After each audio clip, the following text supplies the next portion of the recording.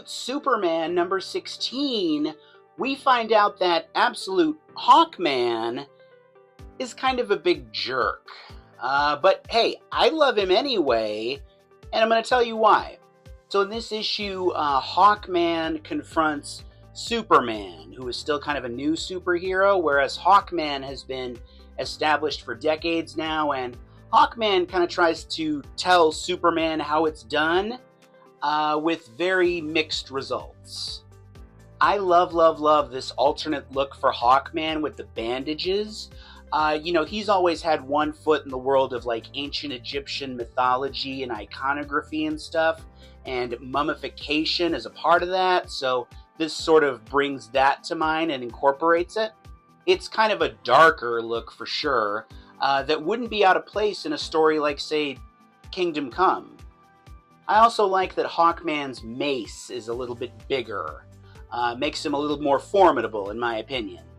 But yeah, our author Jason Aaron here is using Hawkman to kind of fill in some background as far as the Absolute Universe is concerned. What superheroes have been like in this universe up to this point.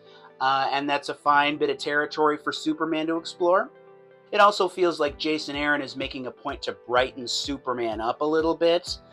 From a personality standpoint, make him a little bit more like the classic Superman we all know, and I'm good with that. I mean, we've had a lot of moody, broody takes on Superman in the last 20 years. I don't think we need another one. One of the things that makes Juan Ferreira's art and colors stand out on this Absolute Superman book, as well as the Teenage Mutant Ninja Turtles book he just worked on, is the texture. And I don't know what you would call it, but it's a really unique look for a mainline superhero comic, which makes it a nice fit for something like the Absolute Universe. The Devil in the Herd by Caitlin Windels and from the folks at Invader Comics kind of reminds me of a classic Edgar Allan Poe story. Yeah, you can definitely do worse as far as comparisons are concerned than Edgar Allan Poe. Although Edgar Allan Poe, not exactly uplifting company to be in. The last couple times Ed has invited me out for coffee, I've left him on red. I left Ed on red. But yeah, The Devil in the Herd. It's a single issue one-shot, which means it's entirely self-contained. And it's Kickstarter funded, and you can get in on the action at this link I've made for you, tinyurl.com/cbcdevil. That's tinyurl.com/cbcdevil. So this book is about Jedediah, who's a cowboy in the Old West. He's part of a cattle drive in the New Mexican desert, and Jedediah has done something very not good. And when we open the issue, we see that Jed is being followed by someone who is apparently the devil. Now, mind you, Jed is the only one who can see the devil, but still, when the devil starts following you, messed up things start to happen. Messed up things start to happen to you. So this mysterious dark stranger character that only Jed can see, following him around and kind of reminding him of what he did and judging him for what he did, kind of reminded me of the classic Edgar Allan Poe short story, The Telltale Heart. And as some of you might know, in The Telltale Heart, we've got a character who does something similar to what Jed does here. And as the story progresses, there's a beating heart in that character's mind that slowly causes him to unravel. This devil character here kind of felt like the personification, to an extent, of Poe's Telltale Heart, except because it's a person and not just a sound, you can have a dialogue with it and engage with it. You can flesh it out a lot more. Caitlin Windels is a one-woman show here in terms of writing and art. You love to see it. There's a lot of cool visual elements here, not just with the devil character and his look, but she's great with the demonic monster type stuff. And there's a few moments in this issue where you have the animals just staring at you with the glowing eyes. There's also a pretty pronounced spiritual and religious element to this book, which I guess is only natural considering the devil is in it. And I won't dive too far into it, but there's a few lines here about why people seek spiritual and religious salvation for selfish reasons, perhaps, out of fear of what might come in the afterlife. I really liked that. It added some nice depth and some meat to the proceedings here. I don't know if we have enough Western horror comic books out there these days. So this was a really nice change of pace, and I think it might be a nice change of pace for you if you're mainly on a diet of the Marvel, DC, mainline type stuff. So again, that's The Devil in the Herd from Caitlin Windels and Invader Comics. If you want to check out the campaign, maybe get in on the action, it's tinyurl.com/cbcdevil. Can you enjoy Christmas stories when it's not Christmas? Of course you can. Okay, there's no rule that I know of that says you can't. Heck, when I was a kid, I used to watch Home Alone year-round, and it didn't bother me when it wasn't Christmas, so, who am I to throw stones at people who enjoy Christmas stories year-round? That being said, as a monthly comic book reader, it's quite obvious that The Rocketfellers number 12 was supposed to come out in December, and for whatever reason it hit a delay, and here we are in February. It's not a super Christmassy issue, but they do Christmas stuff in it, and the cover obviously speaks for itself. So yeah, in the moment, the fact that this issue was late does kind of hang over it. I imagine that won't affect the trade and, the collection that's eventually going to come out, but for now it does kind of hang over the book. I will say, though, the issue does remain pretty solid, all things considered.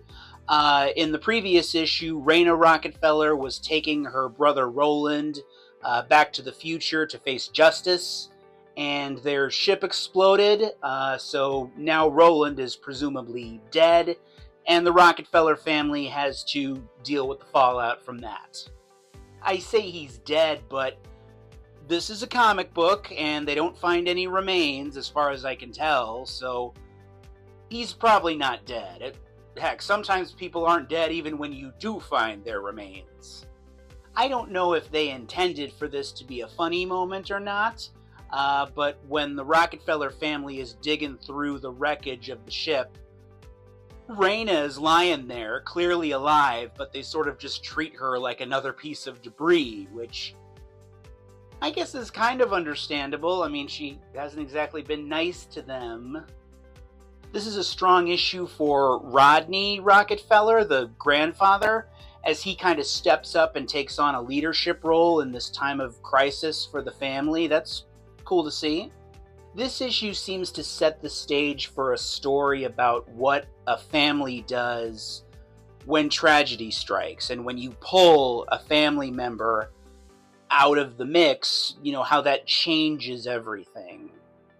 And that's fine territory for the Rocketfellers to explore, so seasonal difficulties notwithstanding, I am looking forward to more here.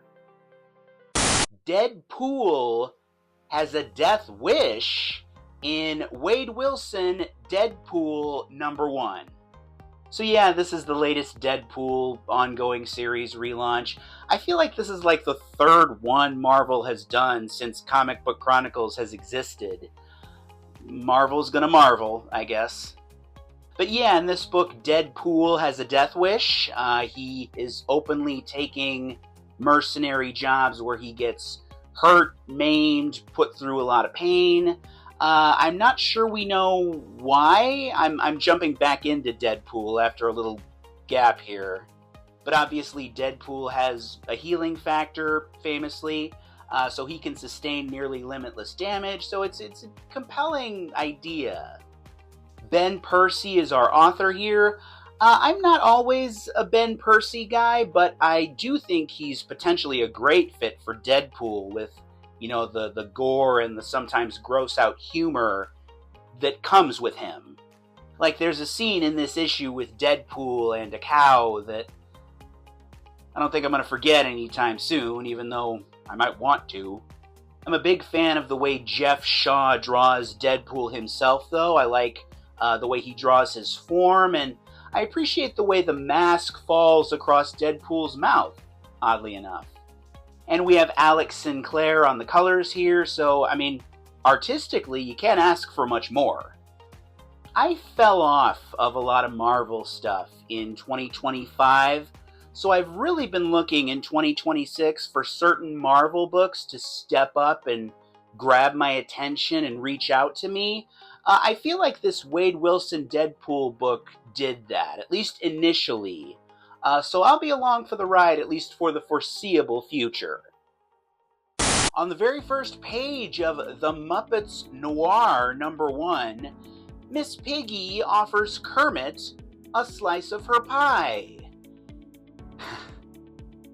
Hey, don't look at me like that, okay? You can't tell me that the double meaning in that moment didn't occur to somebody in the creative process here. Alright? I mean, I'm not that clever. Although I might be that perverse, I'll grant you that.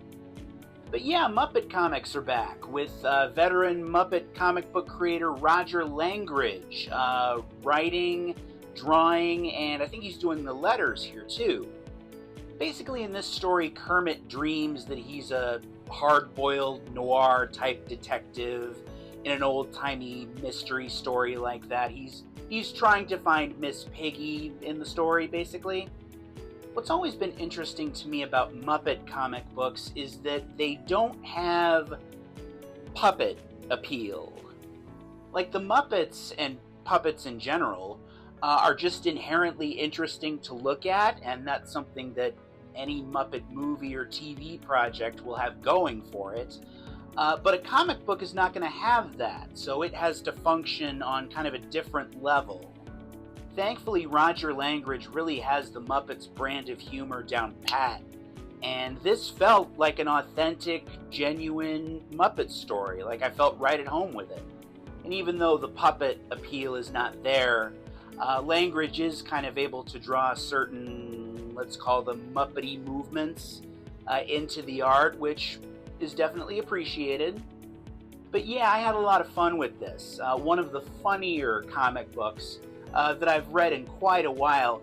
Hopefully this is just one extension of the Muppet Renaissance that we're kind of getting these days, what with the new Muppet show on Disney+.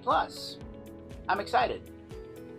So what happens when a human child who has been around and seen nothing but robots her entire life comes face to face with another human for the first time?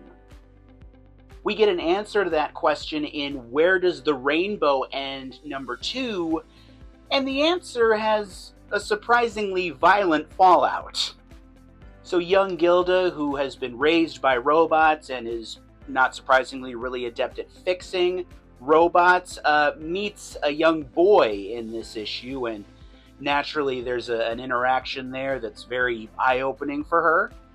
But the sort of robot establishment now wants Gilda to work for them because she's so good at fixing robots, and they're after her. And that's got, as I mentioned, a violent fallout. We meet a new villain here that you can see on the cover that I really, really like the design for. It's my favorite villain that we've seen so far in a book by this creative team.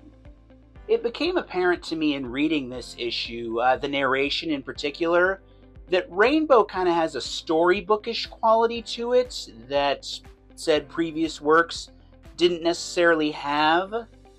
You know, Love Me, a Romance Story, and Long Cold Winter both kind of had a sweetness to them inherently as characters looked for humanity and kindness amidst this horrible world they're in.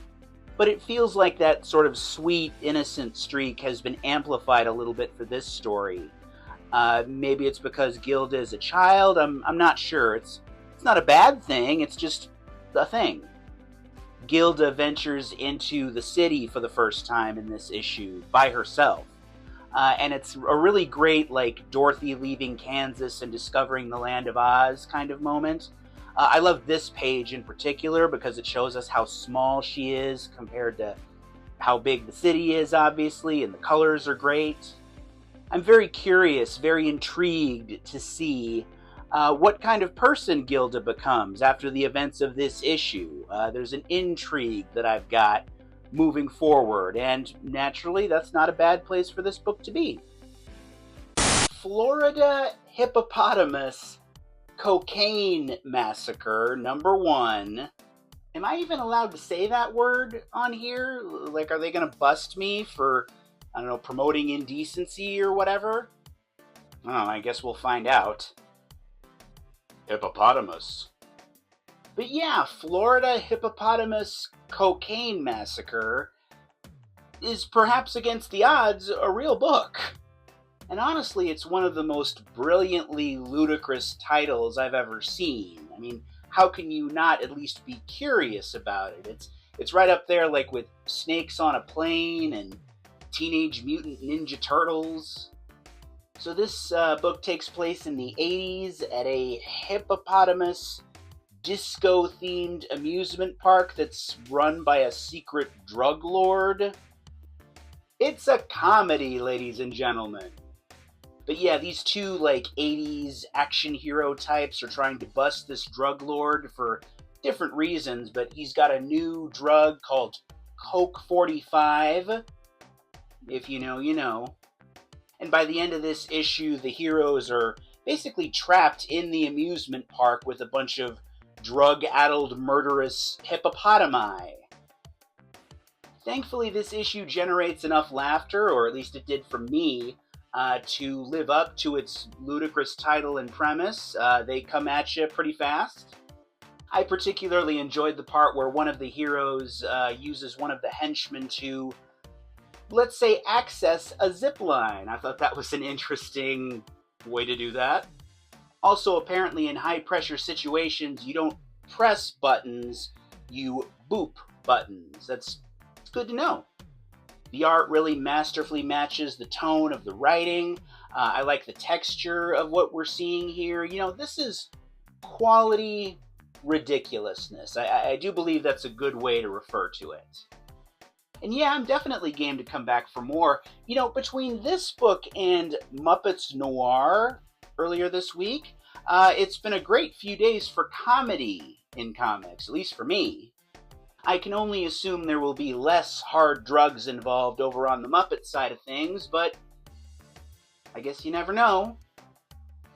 In Superman Unlimited #10, we see that the prankster has a nephew who's kind of weird looking.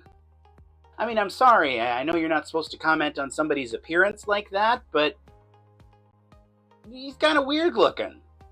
So yeah, long story short, in this issue, there's a new prankster menacing Metropolis along with his uncle, the original prankster. Original prankster. I really like this design for the new prankster. I mean, I'm a big Mike Norton fan anyway, so I'm kind of predisposed to like it a little bit. But I mean, anytime you're working with this prankster character and you can make him look like something other than a low-rent, lame version of the Joker, you're having a good day at the office. And I mean, I know the two don't look similar, but, you know, at the surface level, they've got similar MOs, and from a certain point of view, the prankster is kind of Superman's answer to the Joker. But I think this new look is really distinct and memorable and fun, so my hat's off to the creative team here. I really appreciate not only the episodic quality of Superman Unlimited, but the fact that it's fleshing out Superman's supporting cast and kind of the city of Metropolis at large. Not to go back to Batman stuff, at least not intentionally, but, you know, I think comparatively the consensus among fans is that Batman has the better rogues gallery, the more interesting supporting cast, the city with more character.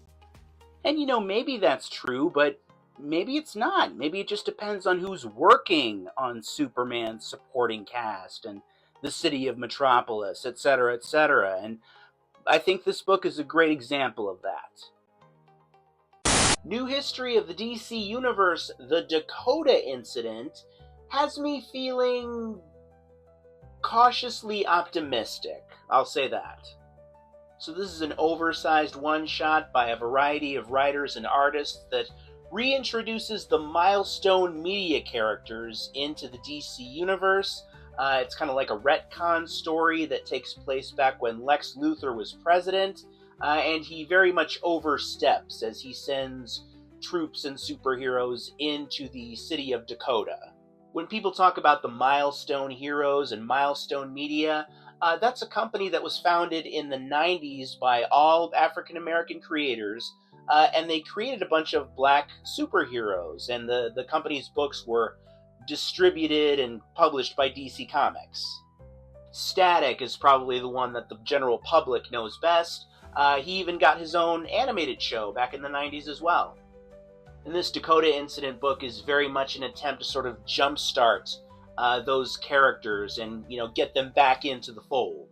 I've seen a lot of online buzz about this book for a few different reasons, but a lot of content creators are really pushing for people to go out and purchase the Dakota Incident to send a message to DC that we want to see black superheroes and, I guess, more diverse superhero characters in general.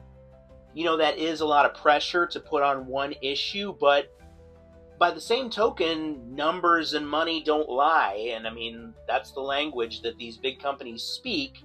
So as far as sending them a message about diversity and, diverse characters, this is as good a place to start as any. And I bought the book. Generally speaking, this was really well executed. It's got a lot of great talent attached to it. It reintroduces all the characters, and Static naturally is sort of in the middle of everything, as you might expect. I'm a big believer in the notion that not just superhero stories and characters, but, stories and characters in general should be reflective of the people who are reading them. That's not such a radical idea, is it? And that's certainly one of the reasons I hope this book does well, but, even if you take that component out, it's really compelling and well executed in its own right, so it's worth a read. Is Ted Okay? #1 is actually one of the more ironically titled comics I've read all year, because this issue is more than okay. It's actually quite good. One of the best single issues and starts to a story that I've read in 2026 thus far. Ironic, was that the right word there? I'm going with ironic. So what we have here is like a Truman Show / Severance type story about a guy named Ted who works for a big company in an office, and Sarah's job is to watch and monitor Ted and make sure he's being productive and a good worker, basically. But Ted lives kind of a lonely life, and Sarah feels for him and kind of wants to insert herself into his life. And then something highly improbable happens, and a mystery emerges. David Kaisolm, I think is how you pronounce that, that's my guess at least, is a one-man show here. He's the author, the artist, the colorist, and the letterer. And he turns in what really amounts to a great piece of business here. I love the look and the texture of this book. It really sets it aside from most everything else on the market right now and is a great fit for the story. And that story is ultimately one about human connection and how and why human beings need to connect with one another in certain ways to be happy and fulfilled. It's the kind of story that unfortunately is pretty poignant and relevant given our world. You know who Ted kind of looks like? Or at least kind of has the same energy as? David Dastmalchian, I think that's how you pronounce that name. He's that actor that was in The Dark Knight and The Suicide Squad, and he's got that podcast where he and the guests sit in coffins. And again, I don't think Ted looks exactly like him from a textbook perspective, but same vibes, same energy. If they ever make this into a movie, that's who should play Ted. But yeah, again, I highly recommend Is Ted Okay #1. Again, very poignant, very relevant. One of the best executed single issues that I've seen all year.